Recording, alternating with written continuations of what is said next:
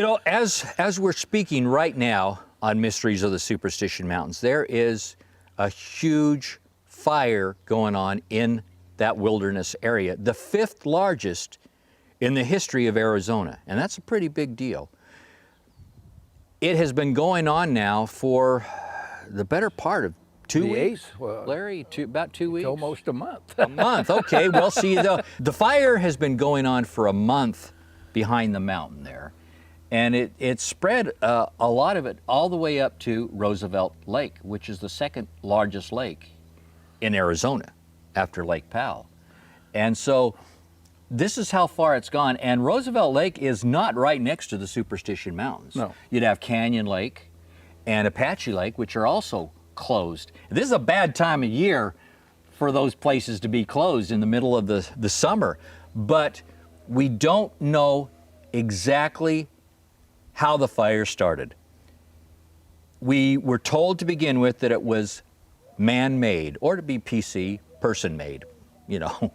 But that's what we were told. Now they aren't so sure that it was.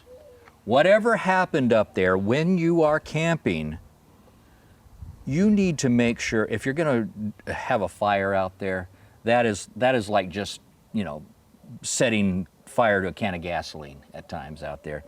If you are out there and you have a fire at night, because it does get real cold up there at night, hot during the day, really cold at night, make sure that that fire is out. You kick it, you pour water on it, you kick it again, you put dirt on it. You do everything to make sure that that fire is out. Because if you don't, we could end up with what we have now. And the reason it's so hard to contain is because it's just not a fire, a straight line. You have, I don't know what they call it, jumping fires or whatever, where they're jumping in other canyons all over.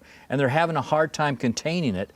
Last I heard, well, I hear different things. One time I hear it's 25% contained. I heard once it's 46% contained. The other day I heard it's 30% contained. I can answer that. Yeah, okay. And Larry, so why don't you answer that as far as the containment? People just think, can't you just spray it? Can't you do this? No, go ahead and talk about that. I've been studying the fire map every day. Every morning I get up and that's the first thing I go to see where it's going. And last week we had some pretty strong winds from the west blowing east. When the fire originally started, it was going west as fast as it could. And those winds kind of slowed it down as it was progressing towards Weaver's Needle, and the winds were kicking it towards Roosevelt Lake. And all the fire departments were shifting their concentration to save buildings and stuff up in the Roosevelt area.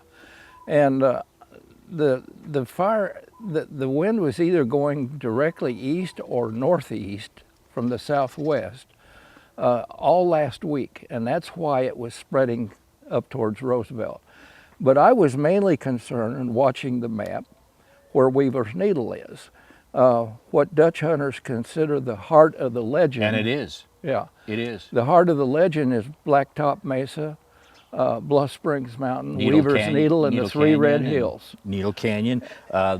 That's where the legendary Al Morrow mine is. That's where Celeste Jones mine. That's Ed Piper was in that area. I mean, there is history up there. Again, Killer Mountains. That's all about that area. Mm-hmm. And you were saying that it is approaching that area now.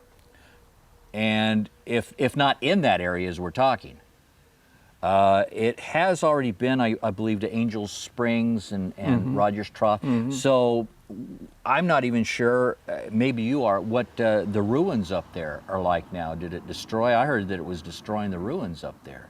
There's not a lot of vegetation at the bottom of the ruins. And I don't think in that cave that it can do much damage to the ruins itself. It's survived fires before. But I've been keeping a close eye on the Weaver's Needle area. And the map, because of the winds blowing east, has slowed the fire down. It is almost imperceptibly slow progress to the west, but it's in LaBarge Canyon. Music Mountain has burnt off. Music Mountain is just east of Bluff Springs Mountain. And LaBarge Canyon is what separates the two. And it's in LaBarge Canyon. And you have to look very closely at the lines on the map to see if it's progressing. This morning I could tell that it has progressed a little further. It's evidently still on fire. And if it takes out the heart of the legend, there's going to be an ugly scar there for several years. Yeah, yeah. And as the Bayou Butte area, the ridge line, Hewlett Ridge, where the dominant pointed peak is in the Dragoon Pistols, that top ridge has burned off, but it hasn't worked its way down into the valley where we walked across yet. But it seems like in a certain area, it's still coming towards Bayou Butte. I don't know, you just can't always tell, but I watch it like a hawk. Well, as you say, this is a major part of the legend. This is all that area. Adolf Ruth was there, a major part of the area. So we hope that it can be saved.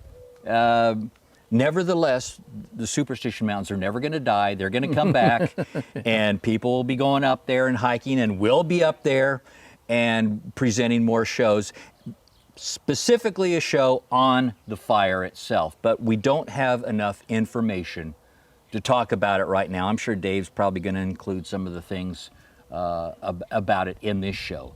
But this is not the show about the fire. We will do a specific show, get some shots of the areas that we had been to then and now, and talk about the outcome or the conclusion as much as we can. And maybe there'll be more after that. But this is an important thing to talk about, is the fire up there in our area that we love so much. And right now, here it comes. How the fire started is another, just go ahead and say it, Larry. The mystery of the Superstition Mountains.